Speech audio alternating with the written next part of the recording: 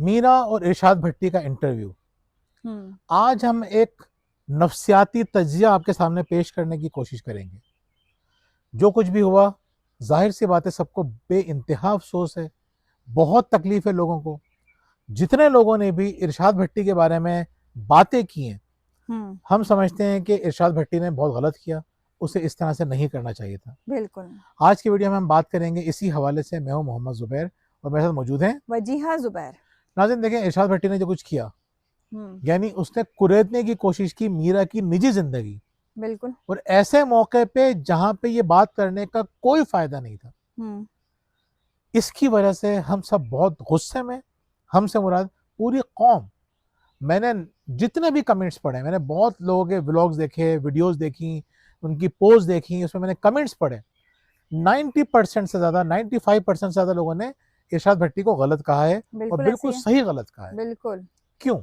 इसलिए क्योंकि वो एक खातून की माजी की निजी जिंदगी को इस तरह कुरेद रहा था जिससे किसी को कोई फायदा होने वाला नहीं था। और सबसे बड़ी गलती ये थी कि एक खातून आपको रोक रही हैं, मना कर रही हैं, लेकिन आप फिर भी अपने सवाल को रिपीट किए जा रहे हैं। हद तो ये हो गई कि वो आखिर में कह रहे हैं वादा करें कि आप मुझे इन सवालों का जवाब देंगे। भाई वो क्यों दें आपको जवाब? और वो कितनी डिग्निटी से कहती है, चले मैं आपको दूंगी। देखिए, मसला पता है क्या है? मसला ये है कि ये हमारा एक मिजाज है। बिल्कुल। अभी जो आपको गुस्सा आ रहा है ना भट्टी के ऊपर, लोगों को भी हमारे ऊपर गुस्सा आता है जब हम यही काम करते हैं। बुनियादी तौर पे अब हम इसका थोड़ा नफ्सियाती जायजा लेने की कोशिश करते हैं। हम अपनी जिंदगी में करते क्या है? हम लोगों को शर्मिंदा करना चाहते हैं, लोगों को हराना चाहते हैं।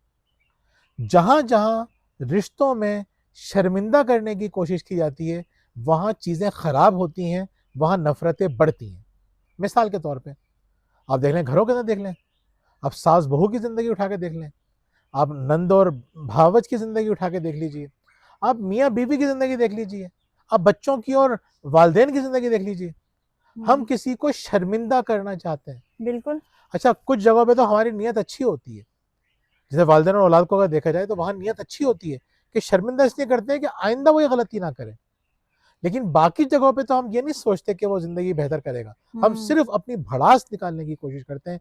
यकीन कीजिए, जब हम लोगों को शर्मिंदा करने की कोशिश करते हैं तो हमारी जिंदगियों के अंदर भी आहिस्ता आहिस्ता जहर भरने लगता है, हम लोगों के लिए काबिल नफरत हो जाते हैं। बिल्कुल।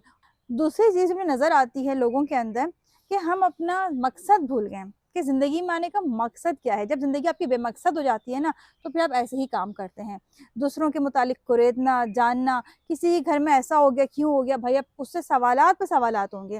जैसे मेरी एक बहुत अच्छी दोस्त है, उसकी डाइवोर्स हो गई। आप यकीन करें, डाइवोर्स के बाद उसने फैमिली में जाना छोड़ दिया कि वो जिसके घर जाएगी उससे मुख्तलिफ सवालात होंगे कि अच्छा शादी से पहले तुम्हारे पेरेंट्स सही छानबीन नहीं की थी, तुम्हें जानबूझ के ऐसे घर में शादी तुम्हारी कर दी उन्होंने, तुम लोगों ने पहले क्यों नहीं देखा, हमें तो या पहले ही पता था। हाँ, या तुमने कंप्रोमाइज करने की कोशिश नहीं की, तुम थोड़ा सा एडजस्ट करने की कोशिश तो करती।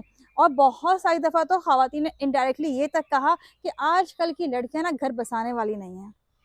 अब आप बताएं उस बंदी दिल पे क्या गुजरेगी जिसके साथ एक तो जुल्म हो गया और ऊपर से उसको बातें सुनने को मिल रही हैं। ये जो हमारा कुरेदना है ना, ये हम सब के इखलाक को ख़त्म कर रहे हैं। हम देखें, यहाँ पे दो सूरतें हैं।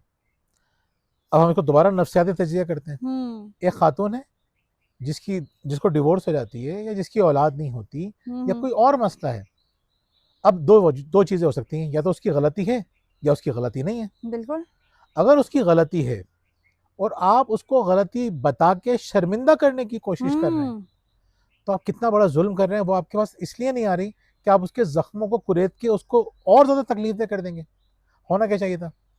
एक शख्स जो परेशान है, आपको उससे इस तरह से कम्युनिकेट करना चाहिए था, उससे इस तरह से बात करनी चाहिए थी कि उसकी ज़िंदगी सुकून में आ जाती, वो अच्छा फील करती, उसको तकलीफ नहीं होती, वो अपनी ज़िंदगी के अंदर वापस आने की कोशिश करती, वो दोबारा ज़िंदगी का मुकाबला करती, वो दोबारा अच्छी ज़िंदगी की तरफ आती। लेकिन आपने क्या किया?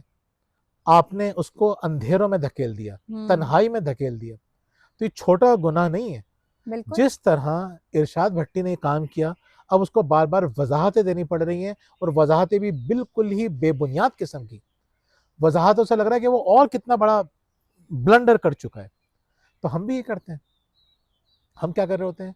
हम लोगों की जिंदगियों को खराब कर रहे होते हैं। वो भी परेशान रहेगा, और आपकी जिंदगी में भी फ्यूचर में जरूर परेशानी आएंगी। तो याद रखिए, मेरा आप लोगों का मशवरा ये है, किसी को सुधारने के लिए, किसी की ज़िंदगी बेहतर करने के लिए कभी भी शर्मिंदा करके चीज़ों को बेहतर ना करें। शर्मिंदा करने से चीज़ें ख़राब होती हैं। हम जो एक बात आपसे बार-बार कहते हैं कि अल्लाह ताला नहीं चाहता कि हम एहसास गुनाह के साथ, एहसास निदामत के साथ ज़िंदगी गुज़ारें। क्यों? बिल्कुल। क्योंकि इससे आपकी आगे की ज़िंदगी और ख़राब हो जाएगी। आप और गलत काम करेंगे। इसीलिए अल्लाह ताला कहता है, तौबा करो, ज़िंदगी को साफ़ करो और आगे बढ़ो। बिल्कुल। और अल्लाह ताला दूसरी नहीं चाहता कि हम शर्मिंदा हुँ। होकर ज़िंदगी गुज़ारें, तो आपको किसी को शर्मिंदा नहीं करनी चाहिए। बिल्कुल ऐसा ही है। और दूसरी अहम बात, दूसरे घरों में ताका-झांकी करना छोड़ दें।